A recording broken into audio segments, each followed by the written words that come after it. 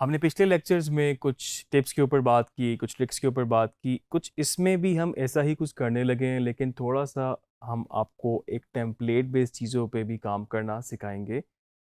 और इसको मैंने टिप्स एंड ट्रिक्स में इसलिए ऐड किया क्योंकि ये बाय डिफ़ॉल्ट कोई प्रीमियर का उस तरह से हिस्सा नहीं होता। आप इसको स्क्रैच से भी बना सकते हैं, लेकिन आजकल जिस तरह आपके पास बहुत सारी ऐसी रिसोर्सेज़ हैं, जहाँ से आप इन प्रीसेट्स को डाउनलोड कर सकते हैं, आपको बने-बनाए प्रोजेक्ट्स मिल सकते हैं, आप उनको मॉडिफ़ाई करके अपने तरीके से पूरे-पूरे वीडियोज़, प्रोमोज़ और जिस तरह की भी चीज़ें हों, आप अपनी फाइनल आउटपुट में उसको यूटिलाइज़ कर सकते हैं। तो यही जो इस तरह की कुछ चीज़ें हैं, हम इसको इसमें देखेंगे और उसके अलावा कुछ और टिप्स और ट्रिक्स अगर मैं आपसे शेयर कर सकूँ, तो वो भी इस लेक्चर में हम करेंगे। आइए हम इसको देखते हैं। तो हमारे पास बहुत सारी ऐसी वेबसाइट्स मौजूद हैं, जहाँ से हम बने-बनाए प्रीसेट्स और इस तरह के टेम्पलेट्स डाउनलोड कर सकते हैं, ख़ास तौर पे आफ्टर इफ़ेक्ट की। लेकिन प्रीमियर के अंदर रहते हुए भी बहुत सारी चीज़ें मौजूद हैं। मैंने एक यहाँ पर इसी तरह का एक प्रोजेक्ट डाउनलोड किया है, जो कि एक इंट्रो वीडियो का है। हम इसके अंदर जाके चेंजेस करेंगे। आप देख सकते हैं कि ये इस फॉर्म में मेरे पास ये डाउनलोड हुआ है। इसका एक ट्यूटोरियल भी मौजूद है कि किस तरीके से आपको इस पे काम करना है, वीडियो फाइल है इसकी। आपको वो सारा इसका तरीका बता भी रहा है और अक्सर आपको जो आपके इस तरह के ट्यूटोरियल्स वगैरह होंगे, उसके अंदर आपको सपोर्टिंग फाइल मिल जाएगी। मेबी वो किसी वीडियो फॉर्म में हो या फिर किसी पीडीएफ टेक्स्ट की फॉर्म में भी हो सकती है। तो यहाँ पर मेरे पास ये प्रोजेक्ट फाइल है और इसका ये प्रोजेक्ट है डायनामिक इंट्रो। इसको मैं डायरेक्टली मतलब प्रीमियर के अंदर ओपन कर लूँगा और मेरे पास ये प्रोजेक्ट यहाँ पर इस तरीके से आ गया। अब आप देख सकते हैं कि ये बहुत सारे नेस्ट बने हुए हैं। अगर मैं इसको थोड़ा-सा प्ले करके आपको दिखा दूँ कि इसमें है क्या, तो आप देख सकते हैं कि ये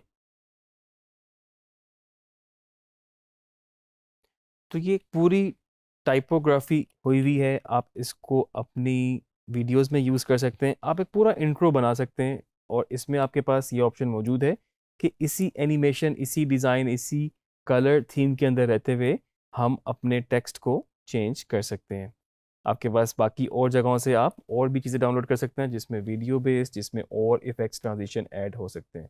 तो इसको चेंज करने के लिए आपके पास जो तरीका है, वो आपके पास सीन 1 इस वक़्त ये आ रहा है क्योंकि आपने सीटीआई देखना है। इस वक़्त आपके ऊपर यहाँ पर क्रिएटिव लिखा आ रहा है। इसको मैं डबल क्लिक करूँगा, ये पूरा जो नेस्ट था वो एक सीन 1 के नाम से यहाँ पे खुल गया। आप देख सकते हैं कि फ़र्दर इसके अंदर और भी नेस्ट मौजूद हैं और इन्हीं नेस्ट की वजह से ही इन पे ये एनिमेशंस हुई हुई हैं। अब मुझे एक और नेस्ट को खोलना पड़ेगा और यहाँ पर ये टेक्स्ट की फ़ाइल है। टेक्स्ट की फ़ाइल यहाँ पे लिखी गई है और ये जो इसको इफ़ेक्ट दिया गया है, जो इसको मोशन दी गई है, वो यहाँ से इस नेस्ट के थ्रू यहाँ पे आप देख सकते हैं कि यहाँ पर वो बनाई हुई है। तो वो प्रीसेट एक तरह से आपके पास यहाँ पर ऑलरेडी लगा हुआ है। आपको बिल्कुल स्क्रैच से, ज़ीरो से ये सारी एनिमेशन क्रिएट करने की ज़रूरत पेश नहीं आई।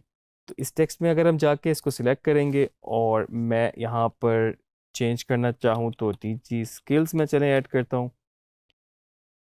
अब मैं अपने सीन 1 में देखूँ जाके, तो आप देख सकते हैं उस क्रिएटिव की जगह यहाँ पर डीजी स्किल्स लिखा आ गया और ये नेस्ट आपने यहाँ पे खोला था, इसके अंदर फर्दर नेस्ट था। अगर हम अपने इस सीक्वेंस में जाएँ जो कि फाइनल जहाँ पर आपका बन रहा है, तो इस वक़्त मेन एनिमेशन जो है आपकी यहाँ पर उस वर्ड की जगह आप डीजी स्किल्स ऐड कर चुके हैं। आगे दूसरी चीज़ें आ रही हैं, मैं यहाँ पर इसको भी चेंज कर लेता हूँ, ये मॉडर्न, स्टाइलिश। इसके लिए मुझे दोबारा से इस नेस्ट को खोलना पड़ेगा, इस मॉडर्न को मैं यहाँ पे कर सकता हूँ। मेबी हम इसमें कुछ इस तरह से ऐड कर रहे हैं, डीजी स्किल प्रेजेंट्स और यहाँ पर डीजी स्किल्स है, यहाँ प्रेजेंट्स है और इसके बाद प्रेजेंट्स के बाद हमारे पास इसको चेंज करने के लिए हम यहाँ से फिर डबल क्लिक करेंगे, यहाँ पर वीडियो एडिटिंग और नेक्स्ट में हम फिर कोर्स को ऐड कर लेंगे। अच्छा, अभी हमने सिर्फ एक सीक्वेंस के अंदर गए जो कि सीन 1 के नाम से था। सीक्वेंस से मतलब मेरा नेस्ट है, नेस्ट को डबल क्लिक किया, उसके अंदर फर्दर नेस्ट थे और उनको दोबारा से डबल क्लिक करके वो दूसरे आगे खुलते गए और हम उसमें चेंज करते गए। तो आपने देखना है अपने सीटीआई के थ्रू, जहाँ पर वो है आप देख रहे हैं कि यहाँ पर डिजी स्किल ऑब्वियसली यहाँ पे लिखा आ रहा है।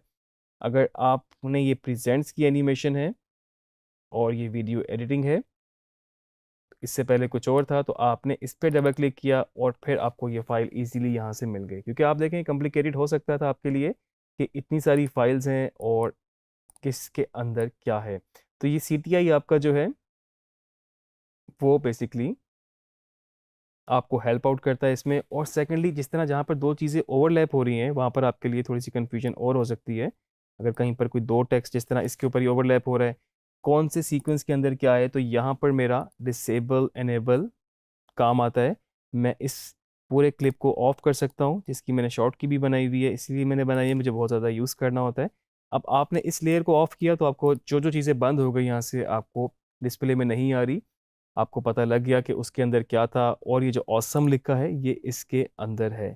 मैं इसको दोबारा ऑन करता हूँ एनेबल पे जाके, तो आप देख सकते हैं कि इस वक्त जो वो चीज़ें थी वो पिछले वाले में है, और बाकी चीज़ें जो हैं वो इस तरह से इसके अंदर हैं। तो ये जो नेस्ट है थोड़ा सा कॉम्प्लिकेटेड हो सकता है, लेकिन मेरा ख्याल से आपको स्मार्टली देख के इसको अगर आप चलेंगे तो आपको ज़्यादा प्रॉब्लम नहीं होगी। आप देख रहे हैं इसके अंदर और भी टेक्स्ट आ रहा है, और अभी तक हमारा CTI यहाँ तक नहीं पहुँचा, तो ऑब्वियसली इसी के अंदर है। इसको दोबारा डबल क्लिक करता हूँ, और इसके ऊपर हमारे पास कुछ और लेयर्स भी हैं, और इसको हम करके देख सकते हैं। तो हमें कंफर्म हो गया कि ये इस लेयर में लिखा है। आपके पास और लेयर्स भी होती, आपको मज़ीद कन्फ्यूजन हो सकती थी।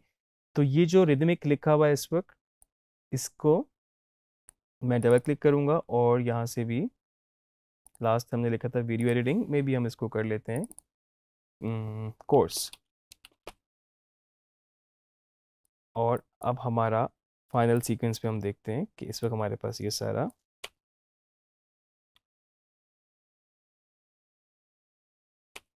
आगे आपके पास वही चल रहा है। जिस तरह से आप चेंज करना चाहें कर सकते हैं।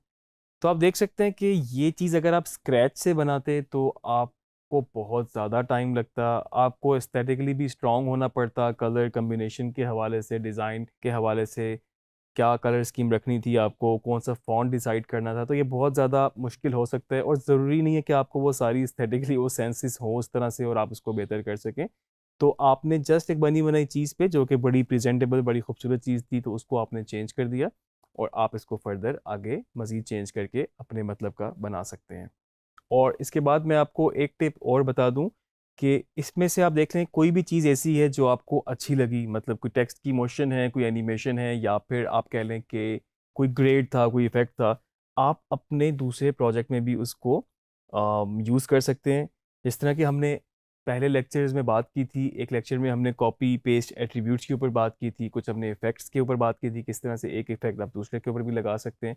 तो मिसाल के तौर पे इसमें मुझे अगर कोई चीज़ अच्छी लगी जिसमें आप कह सकते हैं कि आ, ये मोशन है मे बी, जिस तरह से ये इस वक्त मोशन का ये इफेक्ट जा रहा है, और अगर इस पर कोई और भी इफेक्ट लगा होता, कोई ओपेसिटी का, या फिर नीचे कोई ये वाइप लगी हुई है मे बी, तो इसको भी आप कॉपी कर सकते हैं।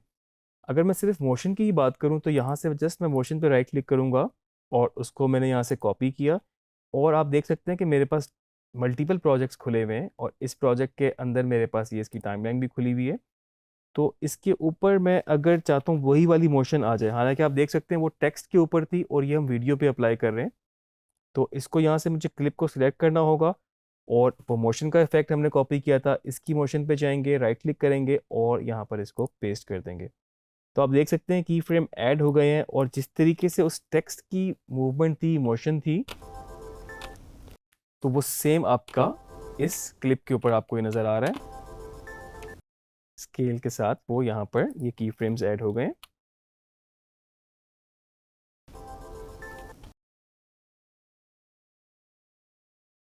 अगर आप चाहते तो आप इसमें से ये लीनियर वाइप है या कोई और भी इफेक्ट है, वो भी आप उसके अंदर लेके जा सकते हैं। 3D तो हमें इसमें नहीं चाहिए। हम अगर इस लीनियर वाइप को ही कॉपी करें और दोबारा से उस तरफ जाएं, और यहाँ पर अब लीनियर वाइप है ही नहीं, तो हमें नए खाली जगह पे इसको हम यहाँ राइट क्लिक करेंगे, पेस्ट करेंगे, तो आपके पास, तो ये जो आप ये देख रहे हैं ये लीनियर वाइप वाला इफेक्ट था, और साथ में ये स्केलिंग का इफेक्ट भी इस पर।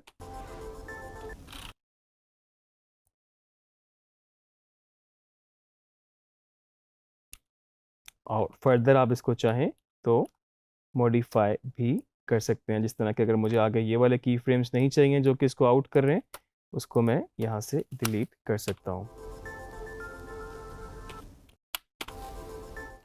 तो ये बहुत ज़बरदस्त चीज़ है कि आपने अगर किसी एक प्रोजेक्ट में बहुत इफ़ेक्ट बनाया हो, क्रिएट किया हो या फिर आपने टेम्पलेट यूज़ की हो और आप चाहते हैं कि आप उसको नेक्स्ट किसी प्रोजेक्ट में भी यूटिलाइज़ करें, तो इसमें कोई बुराई नहीं है। उस प्रोजेक्ट से आप वो चीज़ें कॉपी पेस्ट करके उसके अंदर भी उसको यूज़ कर सकते हैं। इसके बाद मैं आपको एक टिप और देना चाहूँगा। अक्सर ख़ास तौर पे जब आप लोग इस पे काम कर रहे होते हैं, कुछ फ़ाइल्स पे जो कि हैवी फ़ाइल्स होती हैं या फिर ऐसी फ़ाइल है जो कि आपका सिस्टम उसको बहुत ज़्यादा सपोर्ट नहीं कर पा रहा, तो ये उसका एक बेहतरीन तरीका है कि आप उसकी प्रॉक्सी बना लें।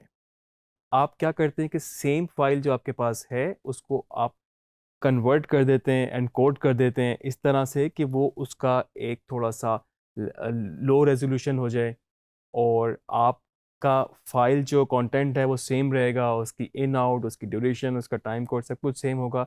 लेकिन जो उसके अंदर की प्रॉपर्टीज़ हैं, जिसमें उसके वीडियो डायमेंशंस हैं, जो उसके बिट रेट्स हैं या फिर और भी कोई चीज़ें हो सकती हैं, तो वो उसको कंप्रेस कर देगा और आपकी एडिटिंग जो है वो यहाँ पर स्मूथ हो जाएगी।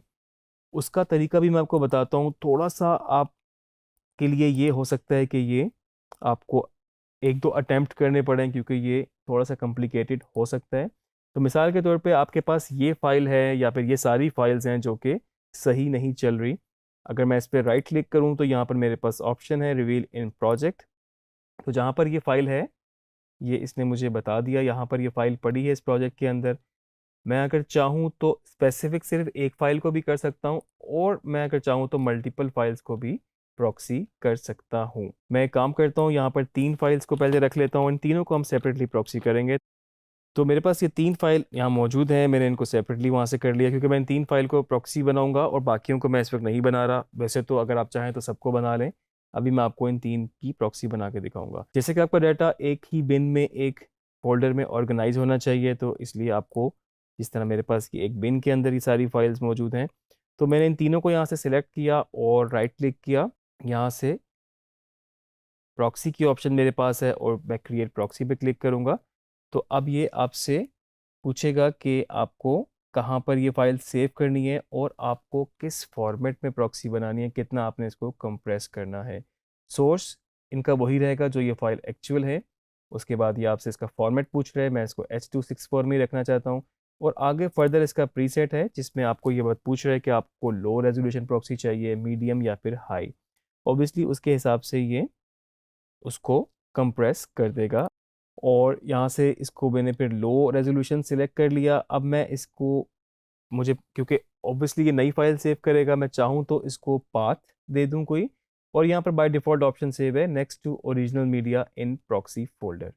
तो फिलहाल हम इसको यहीं पे रखते हैं। अगर आपके पास बहुत ज़्यादा फाइल्स हैं तो मैं रिकमेंड करूँगा आप एक सेपरेट फ़ोल्डर बना लें ताकि जो कंप्रेस वर्ज़न है वो ओरिजिनल फाइल्स के साथ मिक्स ना हो। ऑल्दो कि ये साथ में इनके नाम के साथ ऐड कर देता है और आपको ईज़िली स्पेसिफ़ाई करना आसान हो जाता है कि कौन सी प्रॉक्सी है, कौन सी ओरिजिनल सोर्स फाइल है। इसको हम यहाँ से ओके करेंगे और ओके करने के बाद ये आपके पास एडोबी मीडिया एनकोडर का सॉफ्टवेयर खुल रहा है और इसके अंदर ये इसको एनकोड करेगा या फिर आप कह लें प्रॉक्सी बनाएगा। एडोबी मीडिया एनकोडर एक सॉफ्टवेयर है जो कि फाइल्स को एनकोड करता है, जो कि कन्वर्ट करता है और भी बहुत सारे इसके ज़बरदस्त पर्पसेस हैं, मैं आपको आगे जाके शेयर करूँगा। आप देख सकते हैं ये 3 फाइल्स इसमें यहाँ पर ऐड हो चुकी हैं और इसने उसको कंप्रेस करना शुरू कर दिया है। ये इसको लो रेज़ बना रहा है, यहाँ पर इसका पाथ भी शो कर रहा है और आप देख रहे हैं कि इसने इसका नाम भी चेंज कर दिया है, प्रॉक्सी इसमें ऐड कर दिया है आगे। आपके लिए ईज़ी आइडेंटिफ़ाई करना हो जाएगा कि कौन-सी प्रॉक्सी, कौन-सी सोर्स फाइल है। अब ये तीनों फाइल्स कन्वर्ट हो चुकी हैं, एनकोड हो चुकी हैं। मैं दोबारा से प्रीमियर में जाऊँगा और इन्हीं फाइल्स को दोबारा मैं प्रॉक्सी में जाके अटैच प्रॉक्सीज़ करूँगा। और पहले हमने क्रिएट प्रॉक्सीज़ की थी, अब हमने इसको अटैच करना है। यहाँ से हम गए अटैच में और ये फाइल्स आपको शो कर रहा है कौन-सी फाइल्स हैं जो आपको अटैच करनी है। आपने अटैच पे क्लिक किया। अगर आपने अपनी मर्ज़ी का फ़ोल्डर पाथ दिया होता, आप यहाँ से जाके उस एग्ज़ैक्ट लोकेशन पे जा सकते थे, लेकिन अभी इसने ओरिजिनल मीडिया के साथ ही इसको सेव कर दिया है, तो इसने खुद ही हमें वो पाथ सामने बता दिया है। तो इधर से हम इस फ़ाइल को सिलेक्ट करेंगे। देखें पहली फ़ाइल हमारे पास थी मिस्टीरियस डार्क फॉरेस्ट और इसको मैं यहाँ से सिलेक्ट करूँगा, ओके करूँगा। एक फ़ाइल का मैंने पाथ दिया, बाकी फ़ाइल्स को उसने ऑटोमेटिकली उनके साथ अटैच कर लिया। अच्छा, अब आपने सिर्फ़ फ़ाइल्स को प्रॉक्सी के साथ अटैच कर लिया है। और अगर आपको फर्दर प्रॉक्सी पे काम करना है उसके लिए आपको कुछ थोड़ी सी चेंजेस अपने सीक्वेंस पे करनी पड़ेंगी। यहाँ पे मेरे पास ये प्लस का बटन है और आप देख सकते हैं कि इसमें आपके पास आपको एक ऑप्शन ऑन करनी पड़ेगी, उसके बाद आप जाके अपनी प्रॉक्सी पे काम कर सकते हैं। और इसमें आपके पास ये ऑप्शन है टॉगल प्रॉक्सीज, इसको यहाँ से आप ड्रैग करके इधर एडजस्ट कर सकते हैं। ओके करेंगे। अब आप देख सकते हैं कि यहाँ पर आपके पास जिस तरह हमने मल्टी कैम के ऊपर भी काम किया था तो यहाँ पर हमने एक बटन ऐड किया था, अब आपके पास टॉगल प्रॉक्सीज की ऑप्शन है और इसको मैं अगर क्लिक करूँगा, अब जो ये फाइल्स मेरे पास प्ले होंगी तो बेसिकली वो पीछे प्रॉक्सी से प्ले करेगा।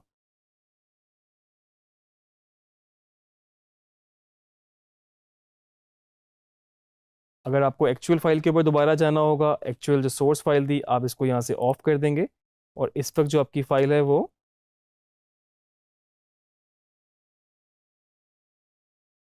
ओरिजिनल फाइल प्ले होना शुरू हो जाएगी। तो जब भी आप इसको प्रॉक्सी पे काम करना चाहेंगे आप जस्ट इस ऑप्शन को ऑन करेंगे और पीछे जितनी भी आपकी फाइल्स प्रॉक्सीज अटैच होंगी और उनके साथ फिर वो यहाँ पर प्रॉक्सी ही प्लेबैक करेगा। फिर आप फर्दर इसको एक्सपोर्ट कर सकते हैं जिस भी सेटिंग में चाहें। अगर आपको हाई रेस करना है, लो रेस करना है, वो जो आपको डिजायर्ड आउटपुट है आप उस पर कर सकते हैं। और इसी तरह इस ऑप्शन को अगर आप ऑफ करेंगे तो इस वक्त ये वो वाली फाइल्स प्ले करना शुरू हो जाएगा जो कि एक्चुअल इसका सोर्स फाइल है, मतलब कि जो हाई रेजोल्यूशन वाली फाइल थी। तो ये बड़ी काम की चीज़ है, आप इसको कन्वर्ट करें, इनकोड करें मीडिया इनकोडर में।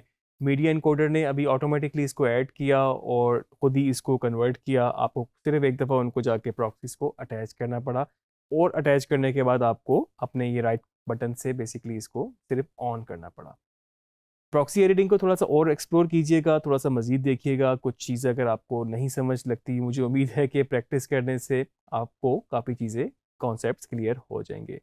तो ये कुछ हमारी चंद टिप्स थी, कुछ ट्रिक्स थी, इसके अलावा बहुत सारी और चीज़ें भी हो सकती हैं। हम कोशिश करेंगे कि फ़र्दर जैसे भी लेक्चर्स हमारे आगे जाएंगे, इसके बाद हम आफ्टर इफेक्ट पे भी जाएंगे या वी लॉगिंग पे भी जाएंगे, तो उसके अंदर भी हम मज़ीद बात करते जाएंगे।